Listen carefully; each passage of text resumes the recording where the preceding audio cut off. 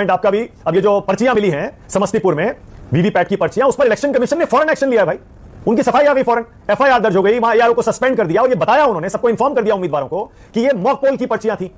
अब तो विपक्ष को इस पर संतुष्ट हो जाना चाहिए ना रविंदर जी। नमस्कार मानक भाई। देखिए, संतुष्टि की बात तो इस चुनाव में उस दिन से ही नहीं है, ना बिहार के लोगों को है, ना मतदाता को है, और विपक्ष को तो है ही नहीं, जिस दिन से एसआईआर की प्रक्रिया शुरू हुई है। आज हम लोग चुनाव के पहले चरण को पूरा कर चुके हैं मानिक भाई, और आज हम लोगों ने इसी टेलीविजन चैनल पर, क्योंकि बहुत कम टीवी चैनल आप जैसे बच्चे हैं जो सच्चाई दिखाने की हिम्मत कर रहे हैं, आपके चैनल पर अलग अलग प्रोग्राम्स में हमने देखा कि लोग कतारों में खड़े हैं और वो कह रहे हैं कि हमारा वोट कट गया।